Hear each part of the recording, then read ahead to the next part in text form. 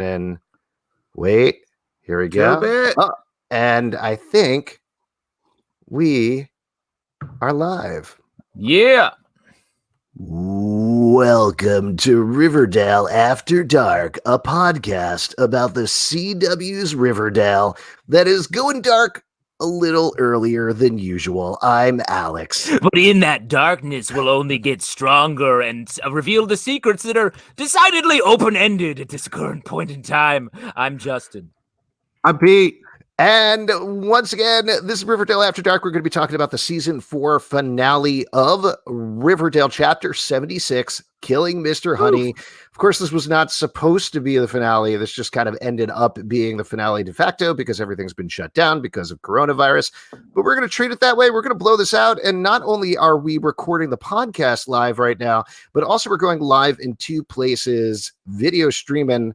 One is to Crowdcast. Hello to everybody over on Crowdcast. You're awesome. Yeah. Also, hello to everybody watching over on YouTube. Oh, man, we got Chloe Badley from England. We got McGray from Florida. We got Naomi Gaming from USA. Tabitha Garcia. People have been watching and chatting over there. Thank you all so much for watching and chatting. If you're on Crowdcast, please drop a question, a comment, a theory about season 5, anything like that, and ask a question. YouTube, I'll keep one little eye on that and see what's going on there. And we're definitely going to get to all of your questions later on. We're also going to be recapping and breaking down and talking about this whole final episode of season 4. So hang in there. That said, this is a weird thing that I was not expecting, but it looks like we're actually getting a call from somebody right now. Oh, weird. I didn't know people could actually dial in. Yeah, I had no idea, but let's see what's going on here with this call. Oh, that's weird. Oh, that is weird. What's going on there? Huh. Oh, it's one of Kerr Smith here. Actually, it's Mr. Honey to you. Oh my God. Hey, Alex and Justin asked me to reach out to you and say hello. Apparently you guys do a podcast for Riverdale, which is pretty cool. We appreciate you doing that. They wanted me to tell you that Barchi is endgame. I don't know what that means. But anyway, listen, Wednesday is the season 4 finale. There's going to be a lot of honey in it, as you can tell from the title, Killing Mr. Honey.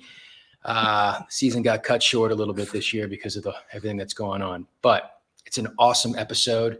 Sit down Wednesday, grab a Mountain Dew, really. And really, Mr. Honey. Cheers, brother. wow. Right. Wow, what a surprise. That's so crazy. Mr. Honey. He would call in that way.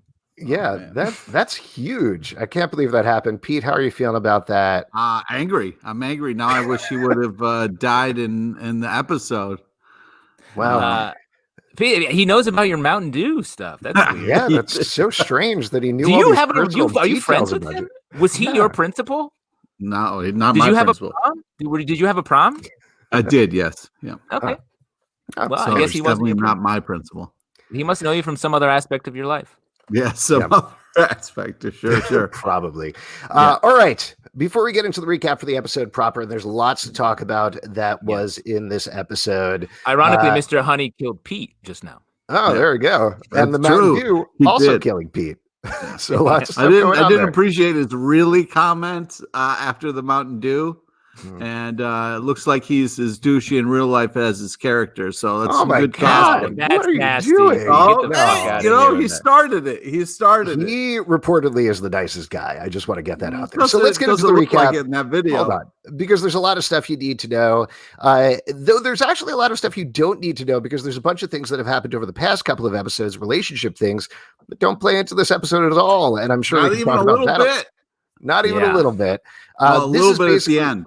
the main thing that you need to know is that in the town of Riverdale, Betty is dating Jughead. Archie is dating Veronica. Everything is perfectly fine there. Nothing you need to know further about For this that whatsoever. episode, it's all copacetic. Yes, exactly.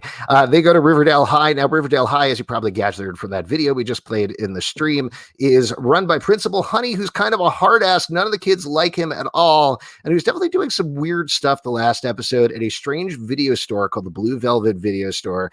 The Blue Velvet Video Store had a back room.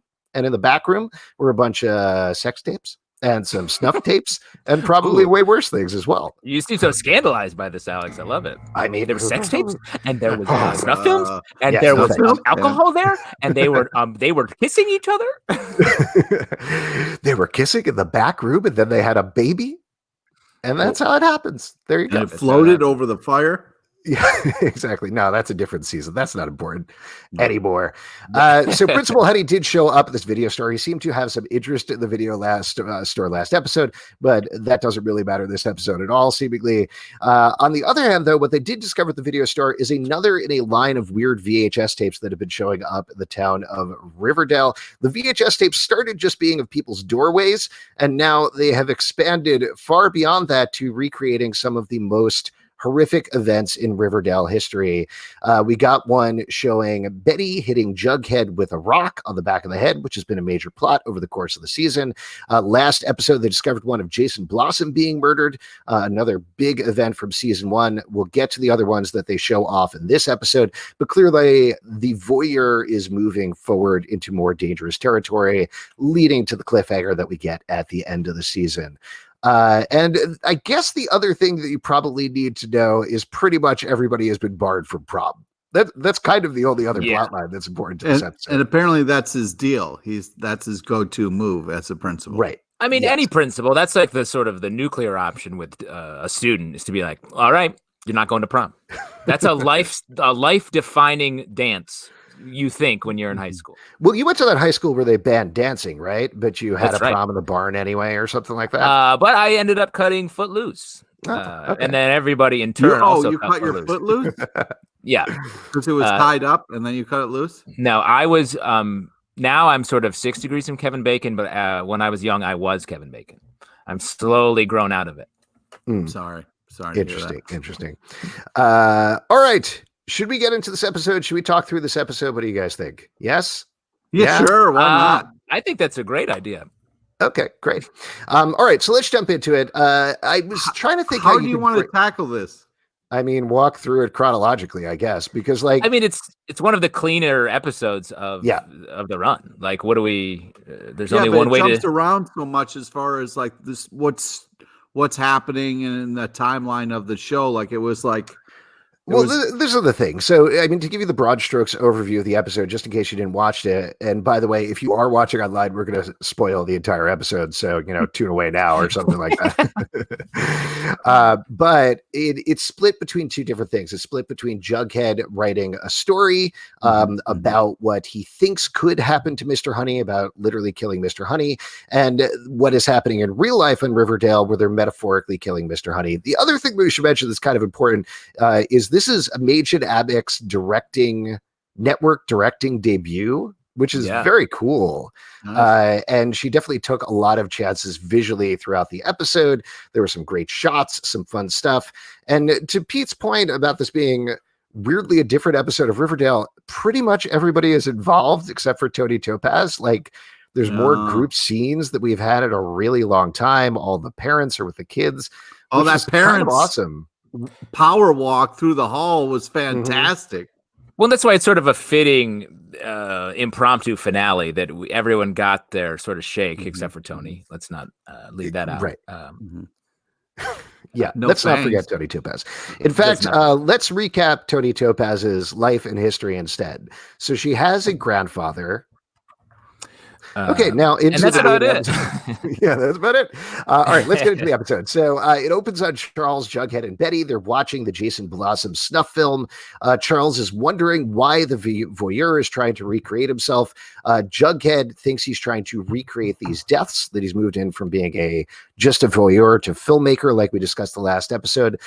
We talked about this a lot on the podcast. What do you think about Charles Smith as an FBI agent? Because he constantly is like... The fake FBI agent?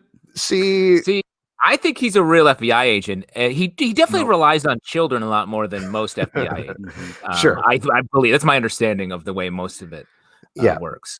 The FBI does have an elite baby unit that they rely on. Yeah. But this is a little different. He's just like everything in this episode as I was jotting down notes for everything, it's like he's like, Betty, Jughead, what do you think I should do? And Betty's like, I'll do this thing. Jughead's do this thing. And Charles is like, great, I'll stand here and wait for you. Also, do you need any food? But I do think, I mean, into the theorizing side of it, I do think he's always just testing to see what information they have, because I think my theory, and I think one we've shared, is that he's behind this because he's getting revenge on the town. And so I think he's always both testing them to see how much they know, and also trying to find out if it's working, if like they're cracking. He's really long playing this, and it's really bothering me. Yeah. How just the fact that they have these kind of, they're not showing us everything. And this episode was a little frustrating in the fact that we didn't get a lot of information like a normal finale of like what's going on with things. Well, again, they didn't plan it as that. No, I know. I'm not blame them for it. Yeah. I'm not blaming them for it. I'm just saying it was tough because like we still don't know really who's behind the videotapes. There was no forward movement of any of the relationships. But I think this episode was meant to sort of set up the themes that would be played out in the last 3 episodes of like throughout this whole season. It's been like Jughead writing, using his real life to inspire his stories. And that's like it's exactly what's happening here. And that is something I want to talk about. I mean, maybe it's more appropriate to talk about at the end, but something I was thinking about watching this episode is like Jughead has a very grim take on all of his friends in very specific ways. There's things in the story like Veronica and Archie come out okay at the end, but he writes Jughead himself and Betty as these like sociopathic assholes who don't care about anybody, which is kind of fascinating. Like, I feel like it's purposeful in a way. Yeah. And the way he does the rewrite at the end as kind of a slight at Betty was a little kind of tough to, I was like, hey, what's this kind of rewrite thing at the end that's not making Betty look too good? Yeah. I didn't think that was pretty cool. But I do think, and I am a completely objective in this situation, as always, like all journalists. Of course, yes. Of course. Like a real journalist. That's what I'm saying, a real journalist. I think that's been going on this entire season. Like, they've been together in name, and they've definitely had some nice scenes together, but most of it has been them sort of working together in a totally unemotional way. And the job is coming first, and the relationship is coming second, and Archie's Betty's true love. Oh, shut man, the fuck up, man. Hey, Mr. Honey said it. It must be true.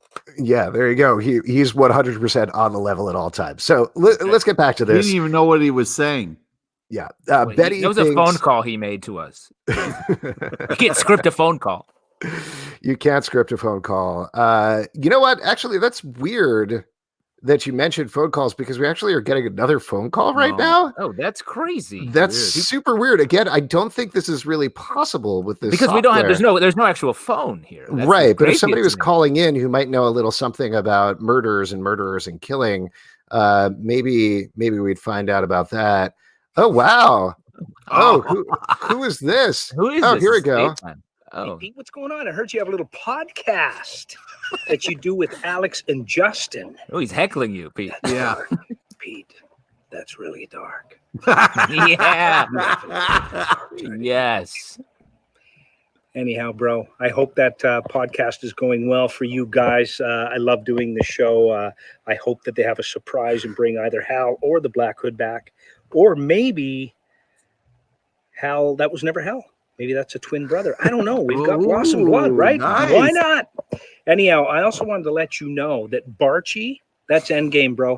Fuck you. That is endgame right you, there. You so while you're fuck. sucking on a cheesesteak, think about that. You guys take care. Enjoy that podcast. Peace out. Peace out. Man, Wow. peace out. God. That's Wow. an onslaught. Crazy. What a it's An a crazy absolute coincidence. onslaught. Yeah, we were just talking about that stuff, and then he called in. That's really weird. That's really fucked up. And Pete, how do you know? Because does he know that you're in Philadelphia right now? Because it's crazy that he knew about cheesesteaks. Yeah. The Black You know what, Hood knows too much. I bet the Black Hood could kill a cheesesteak, if you know what I mean. Oh, That's man. 100%. Yeah. Yes. I do like the evil brother and him being able to come back on the show. That would be Yeah. So all right. He's picking the right people, us, to make that happen. Yeah, exactly. Yeah, all right. So getting back to it, Betty thinks that it's a rehearsal for an actual murder, but she's busy. She can't deal with this because she actually needs to deliver the yearbook. The yearbook is huge. It's how huge. you remember. It's how you remember stuff. Mm-hmm, mm-hmm. When was the last time you were flipping through your yearbook? This morning or perhaps mid-afternoon? I'll tell you, I actually was flipping through it recently, but that's only because we were packing some of the books in our house. And I was like, oh, yeah. Oh, I don't like this at all. I don't remember any of these people. But there you go. She brings the yearbook, but Mr. Honey completely shuts it down because she is 2 days late. It needed to go to the printer 2 days ago. Betty, of course, has it figured out. She's noticed how she's going to get past it, but he refuses. He's not going to approve every page. And this sets Betty off, like completely off for the rest of the episode. Well, I almost feel like to an extreme amount because she, I mean, correct me if I'm wrong, but she hasn't felt like she's very involved in the Mr. Honey plotline too much. No. And for this to be like, that's the last straw, let's kill him. We had this the scene last week was setting this up, and she was like, "Ugh, I don't want to do this." It felt like did all this work for it.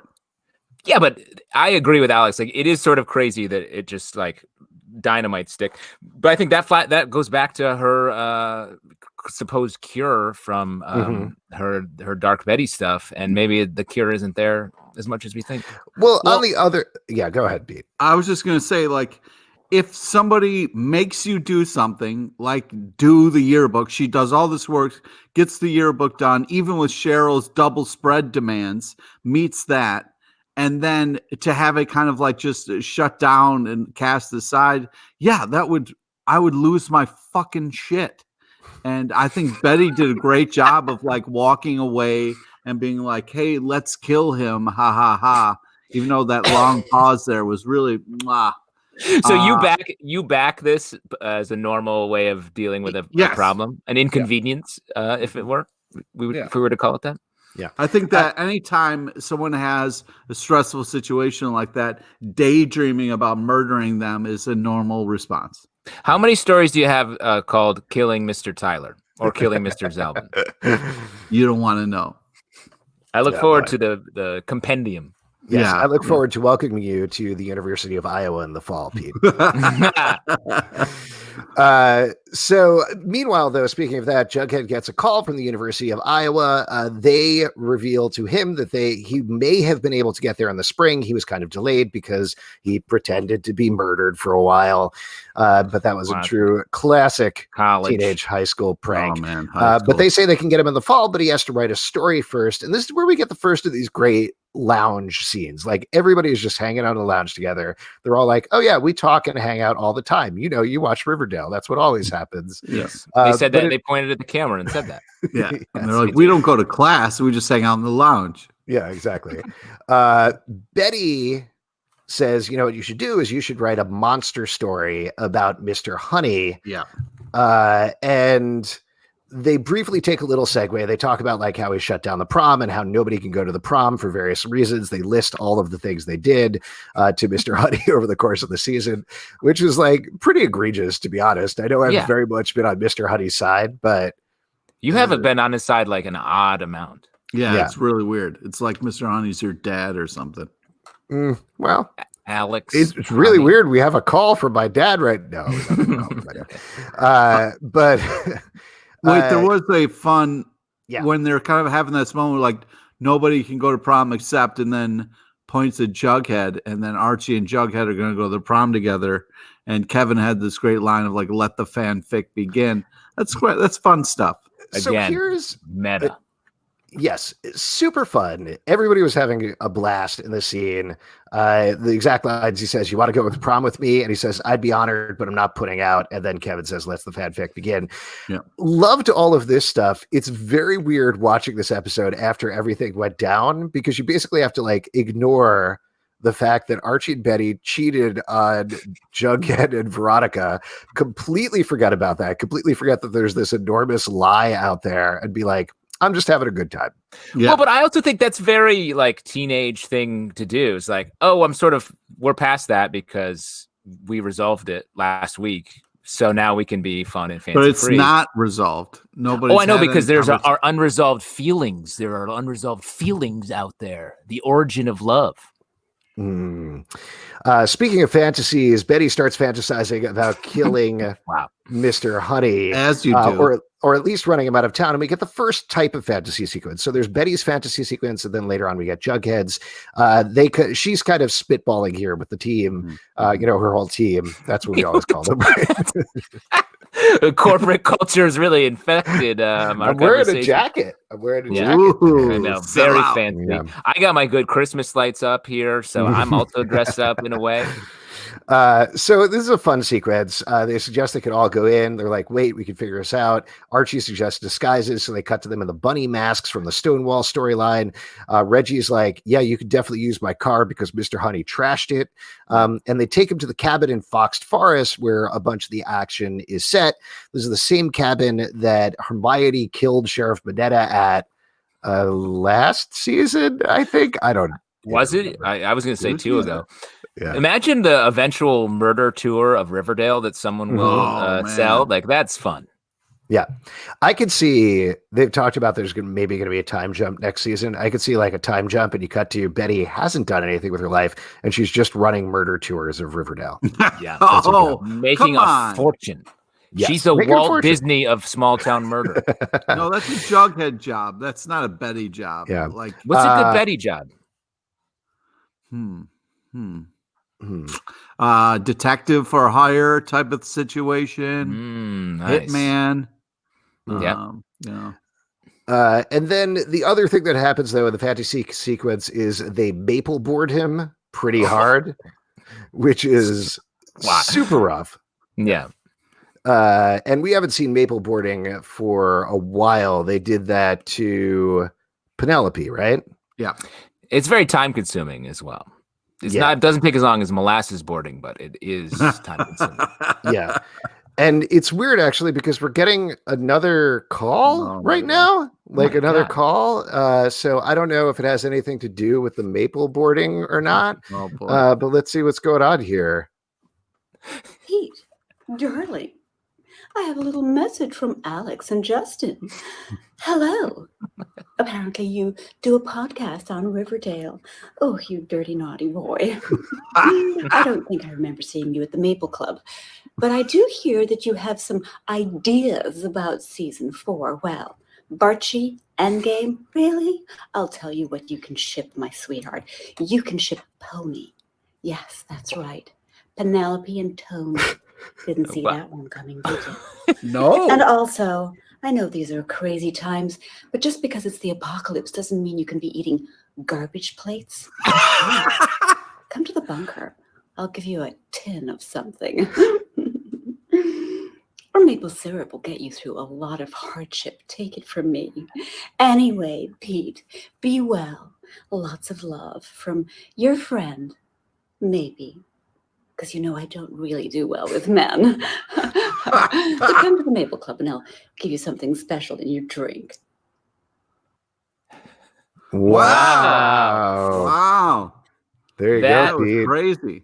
I feel like she may just always be in character. I don't think she breaks character. Yeah. Yeah, that was impressive.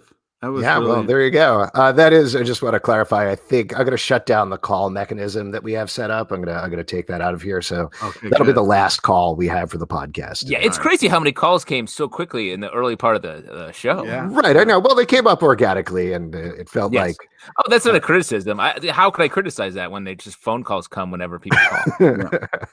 Thanks. Speaking of meta stuff, let's go back to the episode here. So the Reggie, instead of what Betty's talking about, says, why don't we do a classic prank? Let's super glue him to his chair and his phone. And they actually do this. And the thing that's interesting here is like there's a lot of the episode that I feel like kind of makes you question reality a little bit. Yes. Like it makes you like something here. You're watching this, you're like, oh, they're fantasizing it. And then it turns out, no, in fact, they're not. They actually did super glue him. And these hunky firemen take him out. And the gang all watches as he leaves. Wouldn't he just take off his pants and then he wouldn't be stuck to the chair anymore? Like, why do you need firemen for that? Well, here's the thing. That super glue may go right through the pants. It's very thin. It's a very thin substance, so it's right to the hair, the honey hair, and he's stuck. Okay. Yep.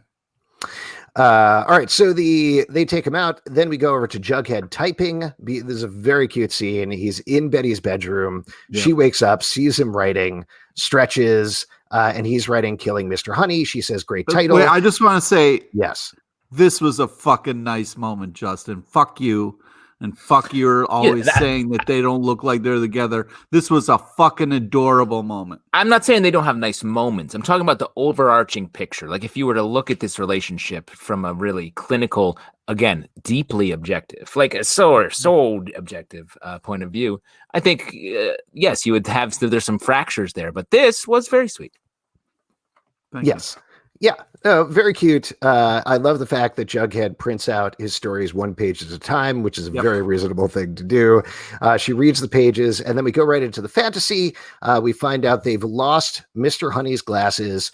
Mr. Honey doesn't know exactly who they are, except in the story, again, Reggie basically gives it up. Like Reggie, he's like, "I know you're here, Mr. Mantle and Mr. Andrews." And Reggie's like, "Oh shit, he knows who we are," and takes off the mask. And he does the classic, like, Reggie, "I didn't until you proved it, Reggie." Yeah. Betty loves the story, finds it very dark. She's enjoying the writing back in the real world. And then that moment was really great, where she's like, "A little dark," and he's like, "Too dark." She's like, "Nope." That was come on. That was throughout the episode. Lily Reinhardt, killing adorable, amazing, just like clearly having a good time in this episode, which was nice to see. Well, and that's the fun of the show, that it can go so dark and they can still be having maybe even arguably more fun than in some of the episodes where it's just not as wild and fantastical as this one. Yeah. So where were we? Betty gets called in by Charles. Jughead stays to write. And meanwhile, we go back to when you're dealing with the FBI, you can just randomly decide who's going to meet with them because they don't really care. It's not really important. Yeah. Back in the fantasy, we get a cute scene of Cheryl watching Honey. She's reading a magazine. She's following Betty in Jughead's plan. He says, "I've never taken you to be a follower." Now, here's the tricky thing about this, and I know we touched on this before, but something like the Cheryl scene, it really stuck out to me. Like, what is this supposed to be saying? You know, this is Jughead's interpretation of Cheryl, but because it's not happening in the real continuity of the show, what are we, the viewers, supposed to take away from something like this? Is it Jughead's opinion on people? Is it something happening in the show anyway? I mean, there's a bit of continuity of character arc anyway, but what do you take away from it, Pete, if anything? Well, I don't know what you're kind of like driving at there. I thought it was just kind of Cheryl being kind of like the, "I'm not a follower. Don't try to goad me, motherfucker. I'm Cheryl" kind of moment. Right. But it's not real is what I'm saying. Like, I think it's meant to be like, she's the character that is sort of the wild card. So I think it's his interpretation. He's funneling reality through his old-timey typewriter. And this is the character that makes the most sense. But to your point, I think it's sort of like the meta text and then the underlying text. I think it does set up some stuff going forward and also looking back, since Cheryl has been so all over the place and done stuff where it's like, whoa, that's dark. She has her brother's body just chilling. But I felt like this was kind of like a more solid Cheryl. She was like, "Make a video and we'll let you go. Otherwise, you'll pay the price." And I feel like that was pretty calm as far as Cheryl is concerned, because she mentions, like, you not only kicked me out of the prom, but also really messed with my vixens. And as you know, you don't want to mess with Cheryl or her friends. So, but I would argue that Cheryl is sort of the opposite of Betty. Betty, when she goes dark, it's like sort of uncontrolled and wild. And Cheryl, like, when she makes a choice, no matter how like weird or fucked up it is, she commits to it and it's like, no, this is what I'm doing. Yeah. I'm doing this horrible or fucked up thing or nice thing. Mm-hmm. Yeah. So back in reality, we get to see a new tape. They found it in the back of the Blue Velvet. It's Midge being killed on stage in the, not Heather's musical, I was going to say, in the Carrie musical back in season 2. And it's not exactly the same. The video, the real video is a little shakier. This video is a little steadier, but otherwise they're pretty much shot for shot the exact same thing. And then we get a really nice shot right after this. I know we're kind of jumping back and forth, but that's what the show does, of Jughead on his typewriter, where they kind of pan across his face and the light changes immediately. I actually interviewed Major Nabick for the day job, and she talked about this a little bit, that this was something that like they talked about extensively. How are we going to delineate reality from fantasy? And they wanted to do it as simply as possible with just simple lighting tricks and camera tricks. And this is one that she felt like she had like a mind meld with the DP on this, where she was like, hey, I want to do this thing where like, you know, we change the light and go past the face. And he's like, I know what you're talking about. And they did it exactly right on the first thing. So that's awesome. Fun little shot there. In the fantasy, Honey is dead. Archie and Veronica go to check on him. Of course, as we know from watching the season, Archie and Veronica are great at checking people's pulses. Yeah. Yeah. Know exactly what's going on there. It's almost like they don't even need to listen to the heartbeat. They just know. Yeah, they just know. Yeah. I did appreciate that this time it was like, Veronica was like, oh, Archie, check his pulse, see if he's dead. And then Veronica just goes and does it because she knows Archie is going to hover like 6 inches away. But then, so Jughead tries to decide what he's going to do. Is Honey going to be dead in the story? And he remembers the first time he met him and kills him in the story, which really drives home that like Jughead is legitimately making this into a revenge fantasy. At which point, great line from Cheryl. She walks in, she says, brace yourself, bitches, and informs everybody that Honey is back. Cheryl. They need to get him off of the chair with turpentine. At which point, Honey officially cancels prom. Prom is over. Oof. Very sad. Well, Pete, did you little side trip here? Did you go to prom? Yes. Yeah. What was your theme? What was your prom theme? Oh fuck! If I remember, man. What about the song? You must remember the song. No. The theme was "Fuck If I Remember." Yeah. Yeah, everyone was super fucked up. Yeah. Justin, did you go to prom? Did you have a prom theme? I did go to prom. I remember the song was my junior prom. I think the song was like "Stairway to Heaven" or something, where it was like, wow. Why? That song was old then, so it's like, why would they do that? And then my senior prom, I think it was Dave Matthews Band's "Satellite," which is very difficult to dance to because it's not a song that you dance to. It's a song you just listen to. Ooh. That's interesting that you had songs. I don't remember the songs at all. I know we had themes. The first one, I went to senior prom twice. I don't want to brag or anything. Here we go with the brag. That's also not a brag. That's embarrassing. Well, it depends on what year you went. Were you younger and got invited, or were you a fifth-year senior who was invited back and were like, fuck yeah, double prom. Zalbin's going back to prom. I went for my senior prom, and my senior prom, the theme was Ice Palace. So they actually we had it in the gym, and they Ice Palace. I know. It was like Frozen. It was like a Frozen theme. Yeah. I graduated around the same time as Frozen. They did the whole prom to make it look like an ice palace. There was rock candy on all of the tables. It was actually very nice. And then the next year, I was dating a girl who was a senior that year at my high school when I was a freshman in college. You did go back. Oh, I did go back. I thought you went when you were younger. I didn't mean to blow up your spot like that. And that's cool. Wow. But it was a gambling theme. It was casino night was the theme. Ooh. Wow. Very risque. Yes, it was. In any case, Riverdale wasn't having a prom at this point of the episode. And back in the fantasy, they switch right into this. Reggie won't turn himself in. Oh, sorry. This is about the right. This is about the crazy glue thing. Reggie refuses to turn him in. Another very fun moment where he's like, besides, I didn't do it alone. And Veronica's like, who would be stupid enough to do that? And Kevin and Archie just very tentatively are like, we're stupid enough. That was great. Yeah. There were actually a bunch of things in this episode that I felt like were very true to Archie comics, like dumb jokes and moments. It felt like the most comic book episode that they've done, maybe of the whole series. Even the one that flashed when they were wearing the comic book costumes, that was very much within the world of Riverdale. But this episode felt like it was in the comic book world with just the murder added. Yeah. I mean, Reggie was on fire with some great lines, especially the part where he was just like, "Am I the only one who hasn't gotten rid of a dead body before?" Yeah, this season, Reggie has been very fun. I feel like he's been such a great pinch hitter. Well, he's been like kind of a bad boy, but for life. After the Bad Boys 3, he's really been killing it. Confidence. Yeah. He got some lessons from Will Smith and Martin Lawrence, and he was like, "I want to use these acting lessons I got and put them on Riverdale."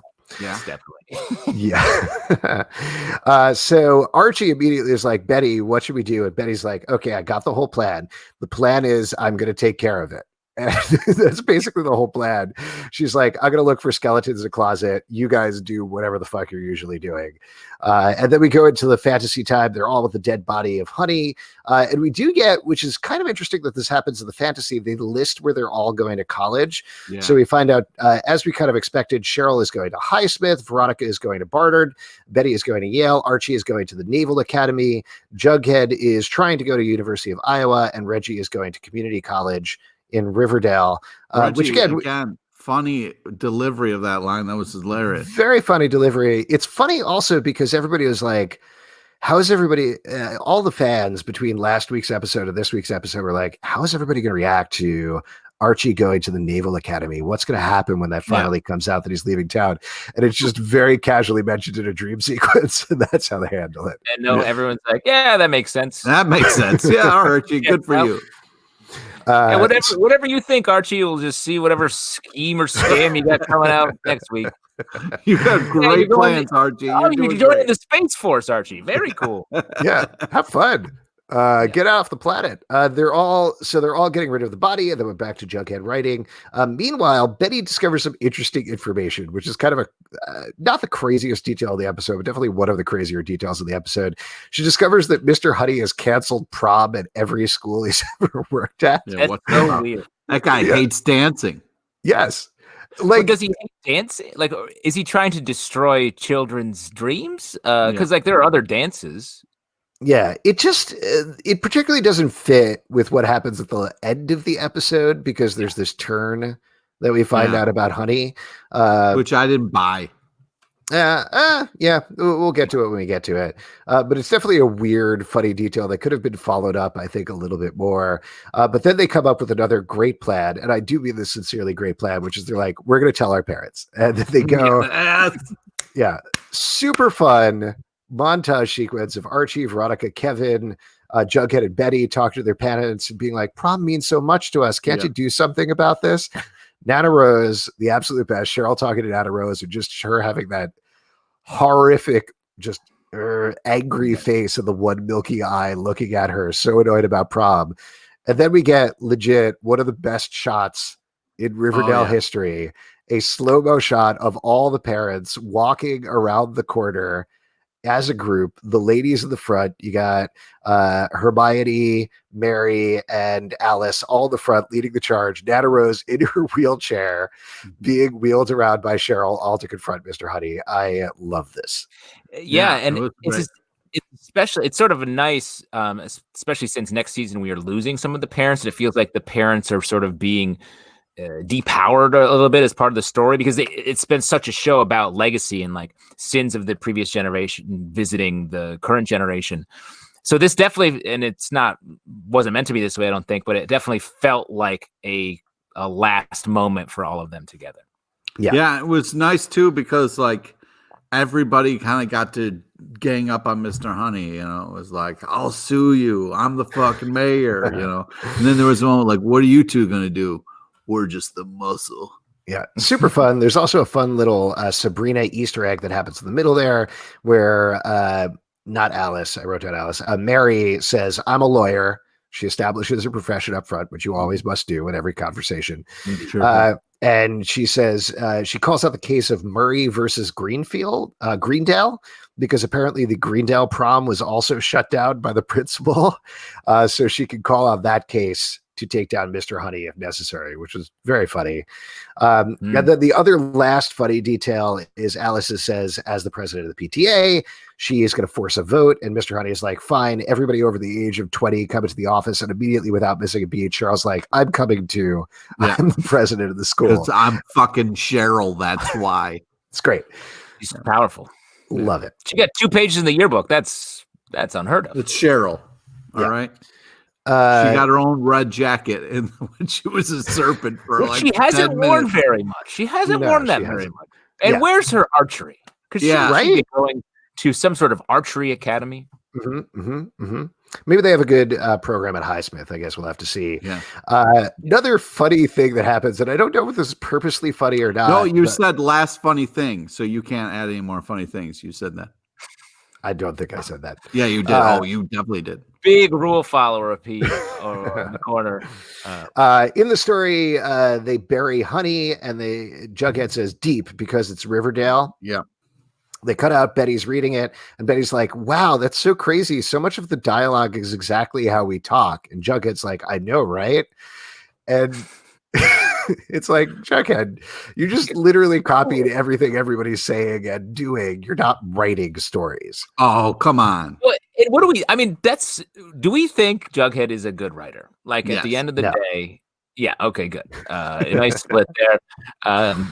He really does just do shit. Like he's always consternated above the keyboard, and then he just writes the facts. Hey, all right, Justin, let me ask you a question. Do you think Betty is smart? Yes. Okay. Betty reads his writing. Betty thinks he's an amazing writer. Therefore, Jughead's a good writer. She's just being nice. Fuck you. I don't think he's a good writer. And I think this episode went a far way to kind of proving he's probably a good writer for Riverdale High, but I don't know if he's necessarily a good writer in general. Because he won the goddamn writing scholarship. There's a point in this episode when he's like literally writing down everything everybody's doing, and he's like, oh, of course I'll change everybody's names later. Like he's just this is granted, like maybe it's a bit of a pet peeve for me because I know as a writer, that's something I did in high school, and I look at that as embarrassing. Like I would write short plays about my friends and then just change the names. Wow. You know? Yeah. They were bad. Wait, so they were bad plays. Because you were a shitty writer, Jughead is the shitty writer? Is that what I'm saying? the Jughead of the podcast. I mean, I think we can establish that pretty There's a lot of Jugheads on this podcast. It's not. I wrote a series of novels with the main characters Pete LaRage, and no one has ever. It's a great character. Oh, that's true. So, but is Jughead good enough to be a Cornhusker? I don't think he's going to be happy there, honestly. Oh, no, I don't think so. Yes. But then we get another great line, not one that's funny, Pete, but one that made me chuckle, if you will. Cheryl walks in and looks at Jughead and Betty and says, hobo, bride of hobo. Yeah. I have some news for you. Very funny line. And invites them over to Pop, says she has big news. And then what was great was Cheryl's like, this moment isn't big enough. This room isn't set up enough. I have too big of an announcement for this. Follow me. And it was just great. It's classic Cheryl knowing, this isn't the right time for this, and like getting to do like a kind of big announcement. It pops with everybody, which was great. Yeah. See that shot with everybody in there.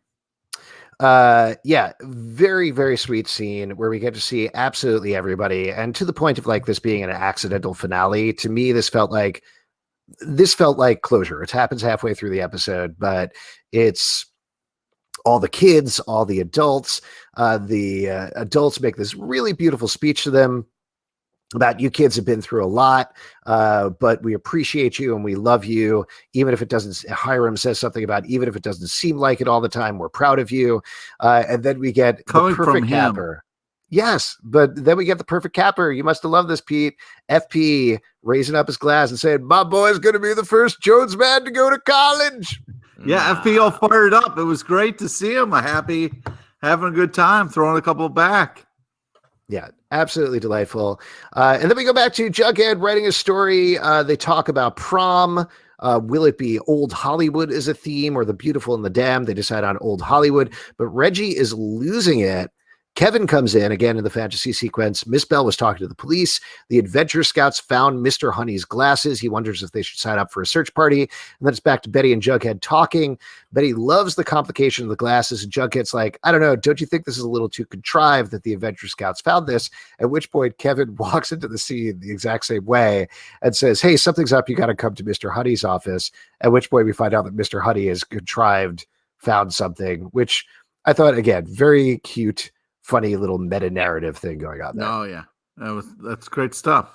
Yeah, yeah, you love it. It is, and it's a further cement. This feels like such a standalone episode, so different from the rest of the show. Yeah, we get another great line from Jughead as he walks in. He sees Charles there and says, "What's up, Chuck?" Fun little joke. Yeah, and Honey shows them a tape. It's a tape of the school. And he says, doesn't this seem dangerous? I guess we're going to have to really shut down the prom no matter what. Betty is immediately suspicious. He, like a total asshole, looks them in the eyes and says, will you let your friends know while I alert your parents? But they don't believe it. Buzzette immediately is like, we don't believe it. Charles, again, completely lost in this scene. It's like, wait, I don't know. You guys think he's lying? What's going on here? But it was too, like, all of a sudden, there's a tape that Mr. Honey can use to cancel the prom. And I'm glad Betty didn't fall for it. She's like, yeah, I'll watch this tape. And anybody can make a tape. Yeah. And there's another really great shot actually there's a shot later on. Sorry, I'm getting confused. But Jughead goes to work on a story. In the meantime, Reggie is in the locker room. Very dumb scene. I don't think Jughead thinks very well of Reggie and Archie, to be honest. But Reggie is in the locker. The guys are gossiping, and Reggie's like, oh, you think Mr. Honey's dead? You think they're ever going to find him? Well, I'll tell you why they're never going to find him is because, and Archie's like, shut up, and slams him. And at which point we cut back to Betty watching the tape. And I know I joked about this earlier, but it is insane to me that every scene where Charles is working with Betty and Jughead, he's like, do you want some food? I have some food here that I can get you. He's constantly, lo mein. And what did she also order? Dumplings, fried dumplings. Fried dumplings. Yes, exactly. A lot of the government organizations are food driven. They're paid in food. It's, that's just a fact. FBI's got plenty of budget for stuff like this. So Betty, though, does find a reflection of Honey in the tape. The Cooper Jones go to confront him with a screen grab of him. Jughead explains, he's like, you think I've been taking these videotapes? And they're like, no, you're a copycat. These tapes have gone far beyond that now. We know that it was you. You're done. Our feud is over. And this is the first hint that we get something that things are going to go in a different way. When Honey says, feud, I've been trying to protect you. Yeah. I was trying to prepare you for a life outside of Riverdale. To which Jughead says, don't mess with us in our town. Now, this is jumping ahead a little bit because there's some stuff that gets revealed about Honey later on. But do you buy what Honey is selling? I don't. I mean, I don't know. Go ahead. Go ahead. I was going to say, it feels like the point of it feels like he was being mean on purpose to be nice. It felt like the arc they were going. It was just fast or it.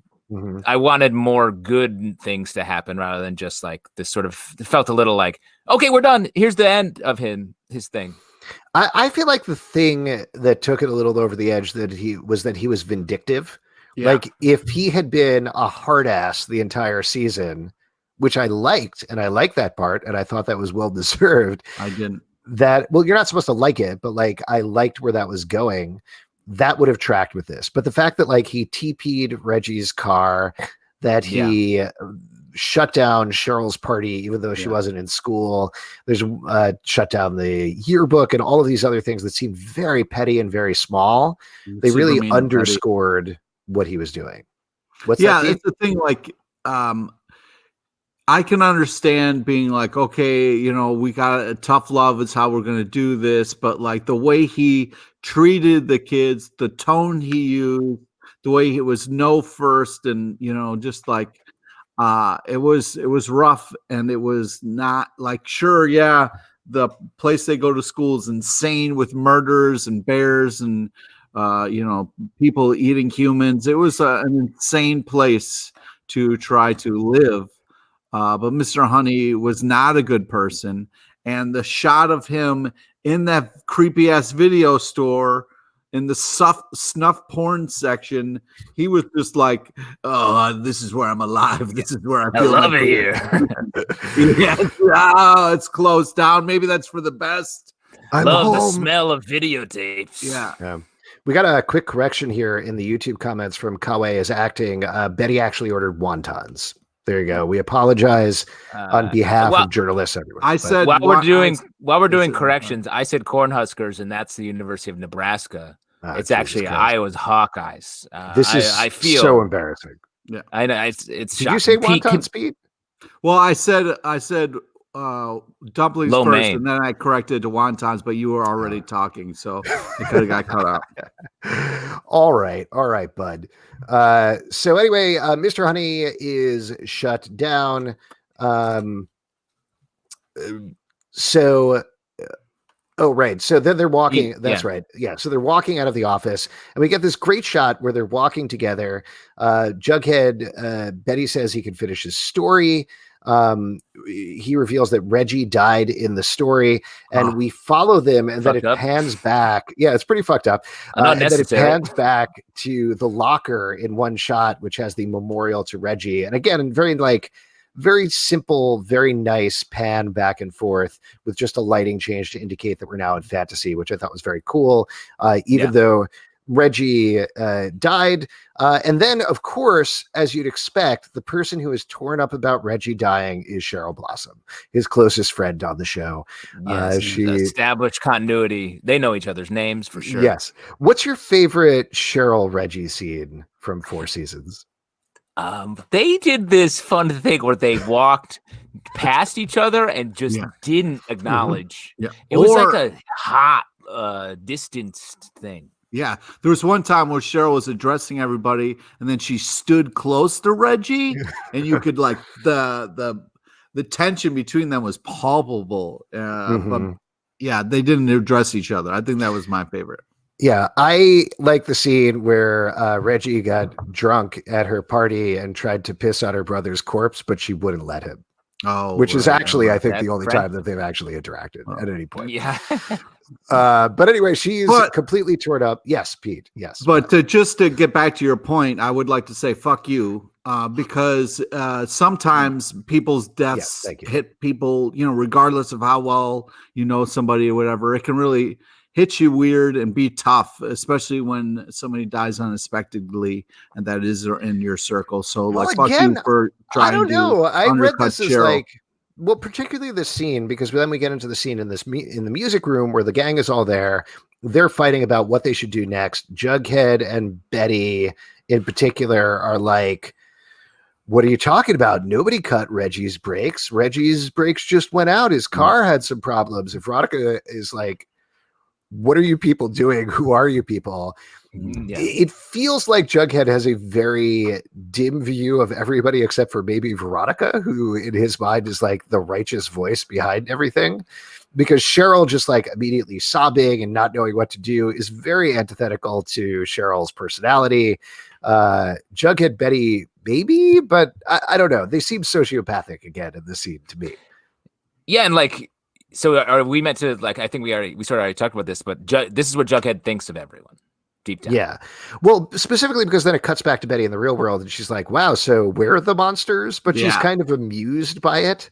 Mm-hmm. So I don't know. I feel like she kind of humors Jughead a little bit. Yeah, but it was also because she said, write a story about Mr. Honey and what a monster he is. Then she kind of smiles, is like, oh, I see what you did. You made us the monsters. Being like one smart writer mind to another being like, oh, that's a fun twist. But at the end of the day, it's not a twist. All of the characters do horrible things to each other, especially this season and especially these 4. Well, this gets to, there was probably another episode that I was thinking of. This isn't exactly right, but there's the episode of The Simpsons with Frank Grimes. Oh, you remember that? Yeah. The one where it's like, Homer's coworker who's like, who just can't believe all the things that Homer's accomplished and everything that he's done. Yeah, and he just gets angrier and angrier over the course of the episode until he's trying to destroy Homer because Homer screws up everything but keeps getting everything. That's kind of what this episode felt like to me. Yeah. But for the direction of like Mr. Honey being Frank Guys, because he's like, I'm doing everything right and you guys are insane.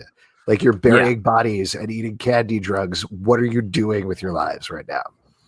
You're like, we're going to high school. Yeah, that's high school, man. Yeah. But imagine being in Mr. Honey's shoes and like leave all your nasty opinions out for a second. Like he went from a, sort of being a principal of a regular school to being a principal in Insane Town. So of course he's like, what the fuck? No, stop doing those things.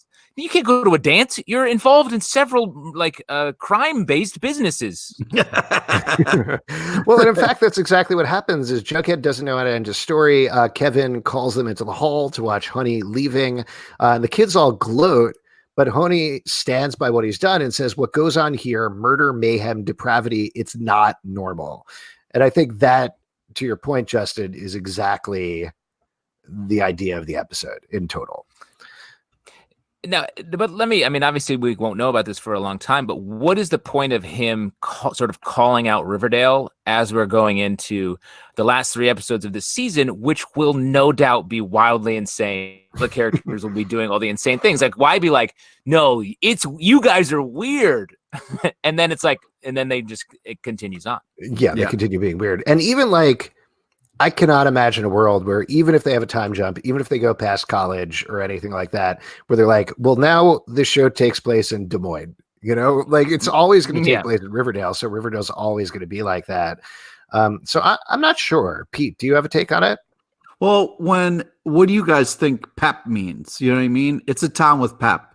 And sometimes pep means murder. Sometimes pep means a lot of different things, so like you're going to come here and then think you can change everybody and change Riverdale and force it into something it's not. All right. If you're going to go to murder school, get ready for fucking murder. All right. You're going to get glued to a chair. Shit's going to go down. You got to let Cheryl be Cheryl. Otherwise, you're going to get tossed. Yeah. Wow. Great. Love it.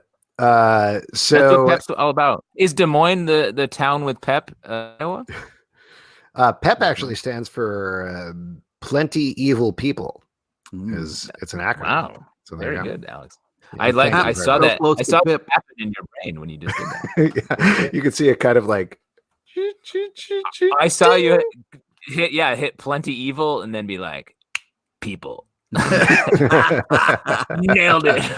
I've been working on that for 4 seasons. Finally, it's time to retire. So speaking of which, Honey actually gets a new job. That's his little twist there. He says he saw this coming. He lined up a new job as Stonewall's new headmaster for triple the salary. He thinks good things are bad here. Wait till he gets to fucking Stonewall. That place is a shit show.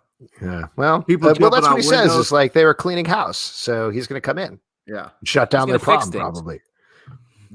That's all those all arrows point to him doing that. But I mean, Stonewall, while there was the murder plot that we saw there, they seem mostly just like regular rich assholes. And there isn't as much like bone wearing gargoyle monsters. Sure. Still a lot of weird videotaping going on. A lot of, what was it? This Quill and the whatever. And then, skull. Yeah. Pretty high rate of people jumping on windows, though.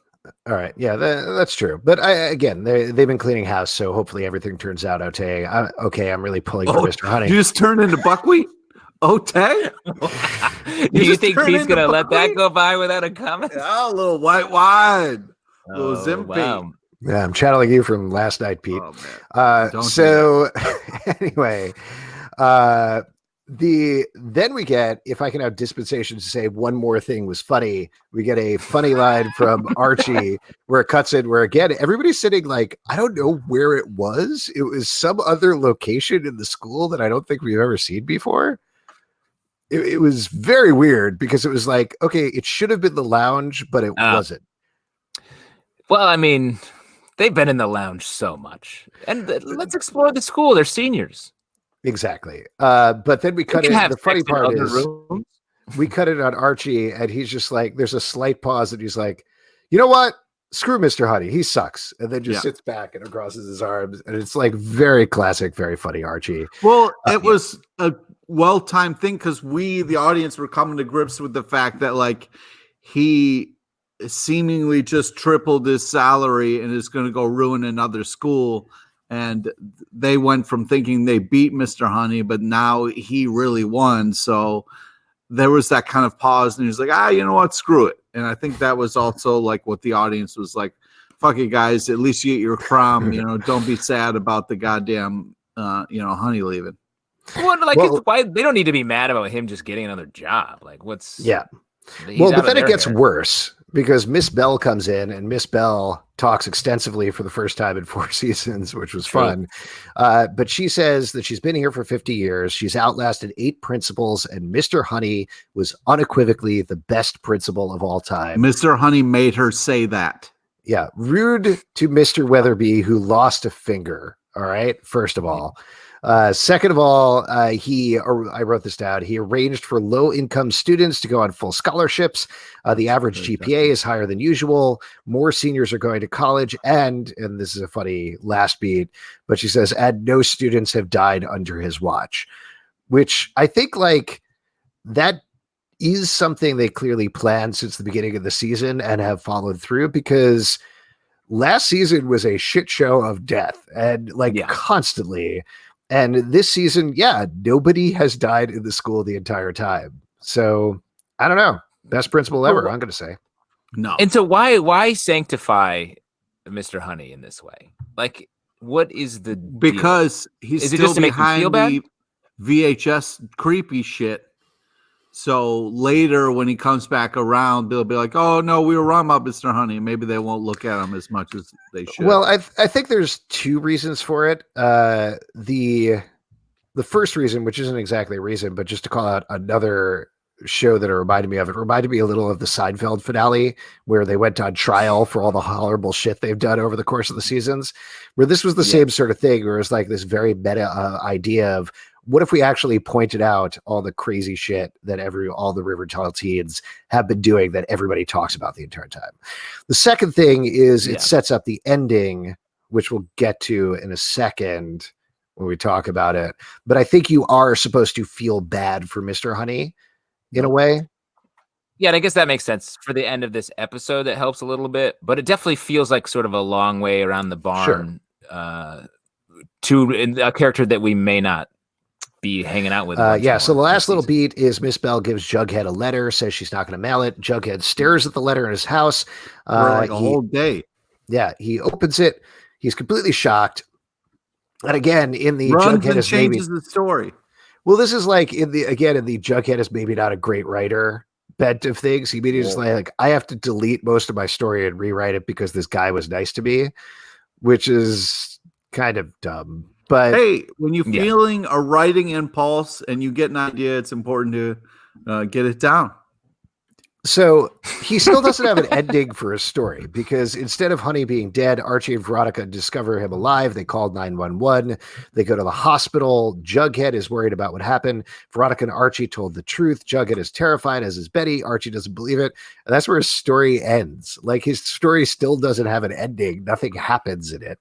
He made the story shorter now. Selvin, what's going on with you? Why are you so angry at Jughead for his stories and not finishing them and the way he writes? And I haven't been able to write for weeks. Okay. For weeks. Alex's story, loving Mr. Honey, is the Atlantic has rejected it so many times. Yeah, he smelled like the bees that had made him. That's the first sentence, and then it kind of goes from there. So then we get a quick Jelly Bean cameo. Jelly Bean comes in. It's like, hey guys, and they're like, get out of here, Jelly Bean. And she's like, no, I have a VHS tape that I found. Every time she shows up. Did you say we have a Jelly Bean cameo? Oh no, we don't have a Jelly Bean cameo. I wish we did. That would have been great to queue up. Yeah, we already spent hundreds of dollars on cameos. That website we're good on. We're good. We've used it. But that's back-to-back episodes where every time Jelly Bean walks in, they're immediately like, no, Jelly Bean, no, please turn around and walk away. So they get the videotape, and the videotape is of the cabin in the woods. There's a crazy little detail there where they watch it and they're like, this is an invitation.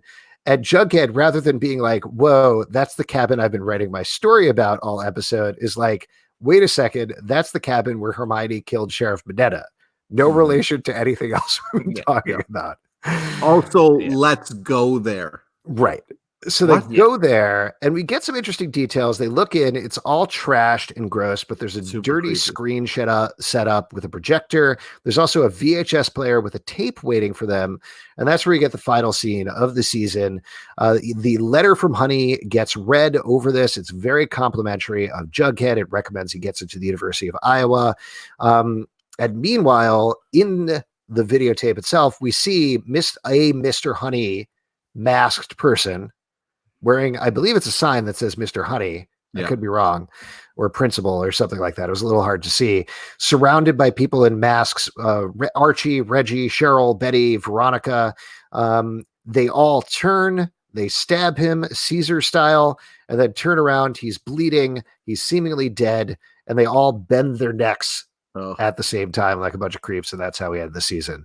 So as we mentioned, and by the way, this is a great time. If you do have any questions or theories or thoughts, I know YouTube has been chatting about this, Crowdcast as well. We have a couple from Twitter as well that we'll get to in a moment. But on Crowdcast, drop a question there. YouTube starts sending some questions and theories and thoughts, and we'll start reading that stuff off. But this is how we leave the season. I think getting back to the Mr. Honey thing, like I think he's dead. Like I think we talked about this the last episode, but I think this underlines that the people in those costumes are actually being killed in these videos. I think so, yeah. And that's a problem. Real problem. That's a crime. Yes. Well, but like it just opens up so many questions about who they are, and then now whoever's behind this, it's confusing because it's someone who is very close to the gang because they know all this shit, but they're also murdering people. So it's like, how are they going to square that circle? Well, and also it's multiple people. Like we've been talking about it's Charles and Chick. And so far it's been two people in every video. So that's kind of made sense. But here there's, I'm not going to do the math in my head, 6 to 7 people, something like that, which shows that it's more like a voyeur cult than anything going on. So it's not really one person. It's a lot of people. Yeah. Yeah. Also the person who kind of looked like Cheryl, they showed her at a side view and she had the same red on that looked like she was wearing in the episode. So somebody very close to things that are happening. Yeah. All right. So there we go. Let's get to some questions before we kind of talk final thoughts on this season as a whole. Here, we got one from Twitter. We'll kick it off with Austin Pierce says, I wonder how they're going to do FP and Hermione's departures. Yeah. This is a big question because technically at least the first episode of the next season is going to be the prom episode because they filmed most of that. They moved that to the beginning. I think they had a day or two left of shooting. They'll probably keep the next 2 episodes kind of the same, but it's certainly very much up in the air, I would say, whether Skeet and Marisol even can come back schedule wise with everything going on. What do you guys think? I bet they'll come back to wrap up those 2 episodes or the 3 episodes, I guess, technically. I mean, they're a big part of the show. I think the show has meant a lot to them. Depending on why they're leaving, contractually, I bet they still can do that since people will make some concessions because of the virus. And also, it's just I think everyone would agree it's the right thing to do. Yeah. Yeah, it would be great before they leave if we could kind of get them as much as possible because they're fantastic. But I think they're going to leave if we've talked about a time dash. I think they'll leave because of that. They'll be either off doing something. Maybe one of them could die at the end of this season somehow. We don't know. Man. Yeah, that's FP. I mean, not to get too into it, but that's particularly like it sounds like at the very least it was Skeet Ulrich's choice to leave. Man, that's a little bit of a bummer to be like, I'm leaving at the end of the season, and now months later, that definitive ending point, you have to come back. You can't really move on with your career and move on to whatever the next stage is. So it really messes up a lot of that stuff in your head. But I agree. I do hope they come back and they wrap it up in some way. So we'll see what happens. Quick shout out to Fanny on YouTube. It says, thanks for the company, guys, but it's 3:30 a.m. I will watch the rest of it tomorrow. Oh, and hashtag Barchi Endgame. Yeah, Fanny. There you go. Us Archie heads got to go to bed and rest up because there's a lot of Barchi to live the next day. Selena Lucas says, why? Actually, there's two questions here. Why didn't the four-year just send the last video to Betty and Jughead? Why did they make them drive to the cabin? And also, what happened to Mad Dog? For Mad Dog, I think Eli Guri ended up on another show. I think that's the short answer. In canon, he got a scholarship, right, to some college because he was actually 35 or whatever. Yeah. Very old. Yes. But what about the first thing? Why didn't the four-year just send the last video to Betty and Jughead? Why did they make them drive to the cabin? I mean, I think it's escalation, and it's also showing how much power this person has and control that they know, whoever it is, they know how to lure them and sort of move them across the board. And they also know, it seems like they're maybe tipping their hand to let them know that the person knows that Betty and Jughead are looking through these tapes and are kind of aware of what's going on. Let me throw this out real quick. It's weird to me that Jelly Bean has been oddly around these last two episodes around when tapes have shown up. Yeah. So what if the angle is that it's like a sort of violent teen, again, about how the town has bred this darkness in people, and it's Jelly Bean and some of her friends that we don't know who are doing this very fucked up stuff. That would be very Scream. Yeah. Kind of just like teens doing violence for violence sake. That would be kind of interesting. Especially because Jelly Bean knows. just gets ignored and shooed away all the time. That it's got to eat at her a little bit, Well, and if Chick and Charles are actually involved, I think that's their motive as well. They were a part of this town, but they've been ignored. Well, Charles, I don't know. Chick doesn't quite fit that, but he sort of does. But Charles specifically was a true product sort of the two very prominent figures, and he was cast off. Yeah. Here's a question over on Crowdcast from Ahmed Southall. Very business job interview question, so I'm glad I'm wearing my jacket again. Where do you see the Riverdale teens in 5 years? The correct answer is in your chair, sir. Wow. Wow. What a killer. You're American Psycho. Yep, pretty much. I'm probably working for the Zelbin Jacket Factory. We're about to go under. People just don't dress up anymore. Reopen the economy. Anyway, go on. I was going to say, if there is a time dash, I don't think it'll be 5 years. I think it'll jump for the summer of after freshman year, and everyone will come back to town. Mm-hmm. That's one caveat. In 5 years, though, I mean, I sort of think everyone's going to be in Riverdale. Yeah. Well, we talked about this a little bit the last episode, but I'd feel like the whole apple cart needs to be shaken up if they do have a time jump that big. Everybody has to kind of be in a different place, but end up back again in Riverdale for different reasons. Particularly if Jughead's going to University of Iowa, he's going to be completely removed. Whatever that is, in my mind, the thing that could break up Bughead is them being University of Iowa and Yale.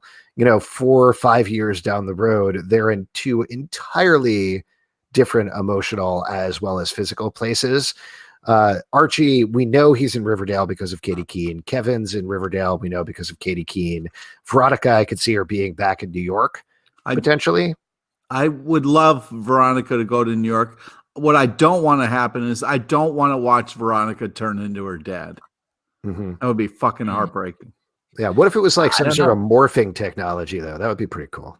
Oh, that would be cool. Yeah. Yeah. Veronica get all jacked up. I think the last episode sort of set up. You want to wrestle? I think Veronica is set up to be.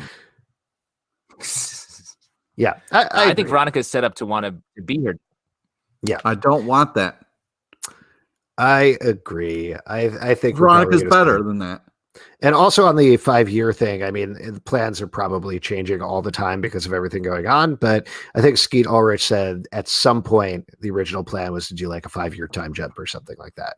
But we'll see what actually happens. Another one from over on Twitter. Darling Deddy says, just want to throw out some other possible voyeur suspects. Evelyn, Penny Peabody, Nick St. Clair, and Penelope. They all have motives.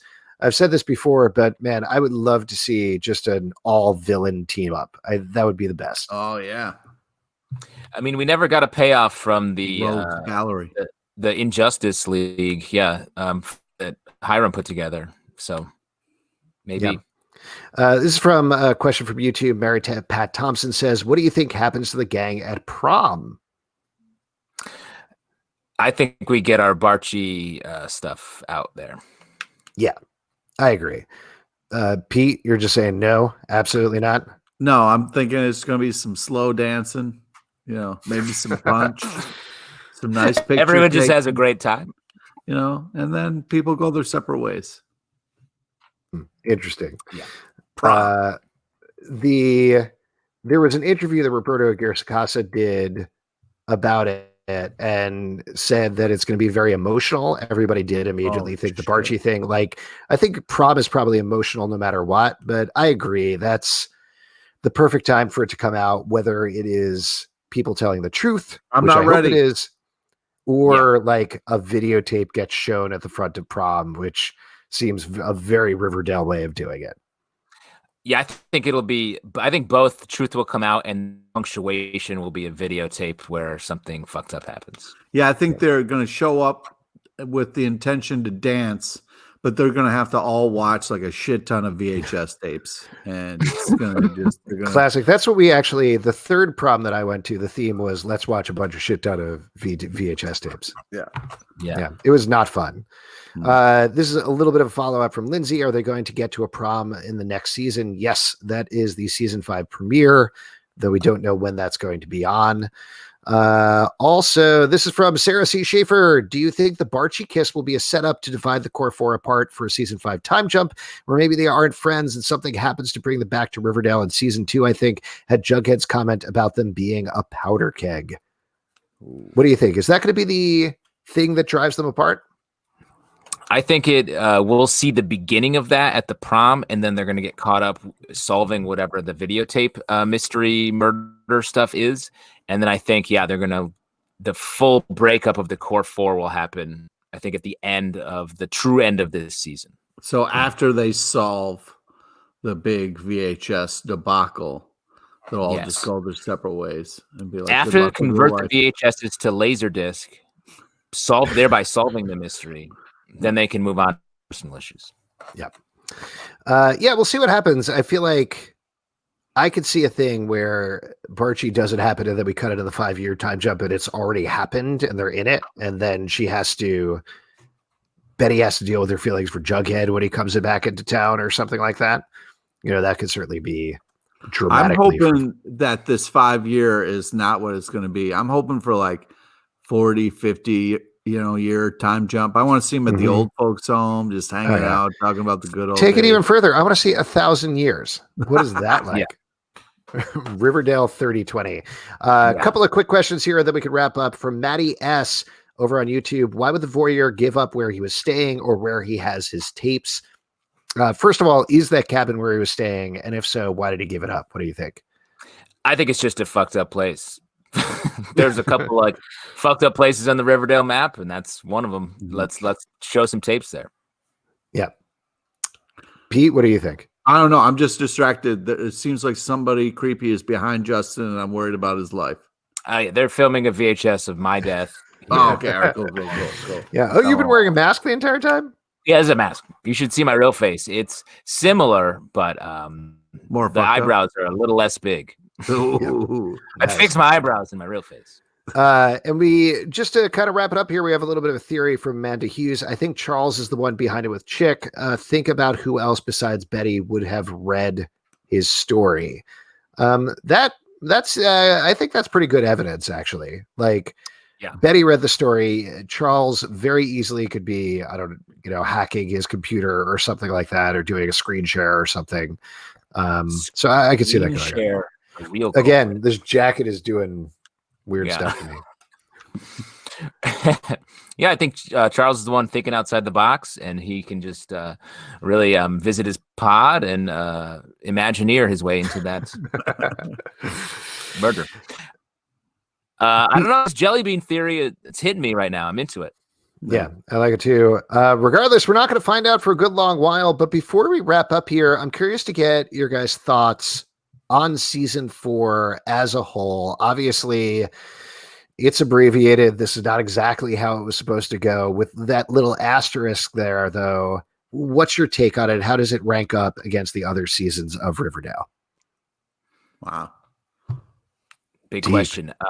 I like this season a lot. I mean, I felt like you would say that. We got a lot of the Stonewall stuff. I could have done with just a little less of that because I love the VHS tape story. It's so creepy. The mask stuff is so well executed. Like, I would have loved to see even more of this. And let me think, what else happened that was cool that I've been hoping for a while? Nothing.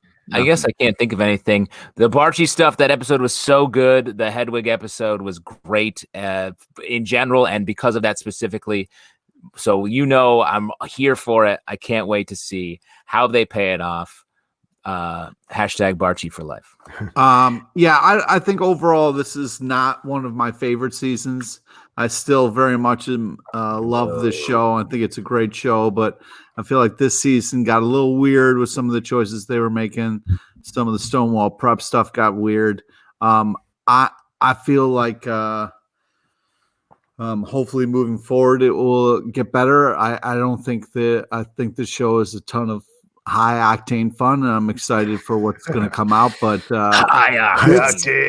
this season was a little. I mean, they're kind of pulling away at things that make the show great. Like don't fuck up some great relationships just because you're bored and out of ideas. You know what I mean? That is come on, that's ridiculous. So that's not cool. That is not true. No way. This was my favorite season since season 1. I think there it is. Yeah, the season 1 is great. I haven't honestly gone back and revisited it, so I'd be curious to watch it again. But I really like the Stonewall mystery a lot. I was very engaged in that. I thought, like we talked about incessantly on the podcast, I think it really upped Cole Sprouse's acting game a lot. He was relaxed. He was fun. We got to see different sides of Jughead. The relationship drama towards the end was interesting and dramatic. I feel like they could have done a lot more of it, and probably were planning on doing a lot more of it.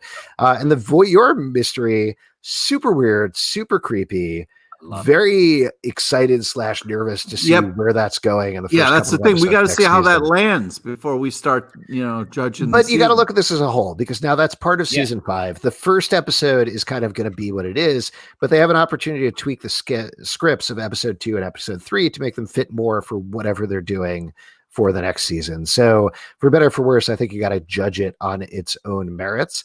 But it's great. And the other thing that I thought was wonderful about this season is the amount they actually doubled down on paying tribute to Luke Perry throughout the season, where we've also talked about that a lot, but they had the season premiere, which was absolutely beautiful. One of the best episodes they've ever done, and an incredible tribute to Luke Perry, as well as being a great episode of Riverdale.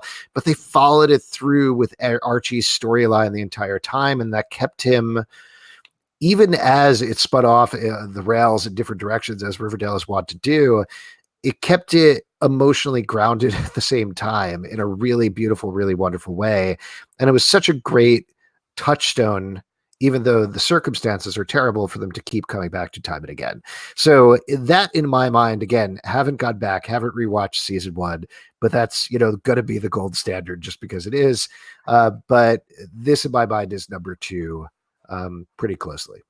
Yeah, and hearing you say that makes me think they really got to flex so many different tones for the show and change up a lot of the ways they told the stories. It's pretty wild that a lot of the episodes and arcs were all 4 characters of the main 4 just separate, and still were able to make those episodes exciting and weave them together in a way which they haven't really done. They somehow picked up the pace of Riverdale, which is insane. To have this show be what it is, it's great. Yeah. Regardless, thank you all of you so much for listening over the course of the season. Also, if you're watching online right now, thank you for watching online on Crowdcast and on YouTube. You're all fantastic and awesome. We'll see what happens just over the summer. Maybe we'll try to do some bonus episodes or throw some stuff in there because we love doing these. We also have a Katie Keene cast. Our Katie Keene podcast is still going for a couple of weeks, so do check that out if you're looking for more Archieverse stuff, because we'll keep that going for a while. But again, thank you to everybody. Thank you to everybody who has followed us socially on Instagram and Twitter and Facebook and everything. It's been a blast chatting with you guys and hanging out, as well as online with the podcast and everything else. A couple of things to plug before we go. If you want to support this show, patreon.com/comic book club. Also, we do a live show every Tuesday at 7 p.m. to Crowdcast and YouTube, all about comic books. Happy to chat about Riverdale as well. Would love to do that. Always love to chat about it, even if stuff isn't going on. We're going to keep talking. iTunes, Android, Spotify, Stitcher, or the app of your choice to subscribe and listen to the show. On iTunes in particular, leave us a comment. We appreciate those quite a bit, and they help out the show. comicbookclublive.com for this podcast and many more. And we'll see you after dark. Keep calling in, anybody, cast members of Riverdale. The lines are open. We will be taking calls. Keep experiencing Pete's life and Endgame. Later. All right. Bye, everybody. Thanks for watching. You're awesome. Later.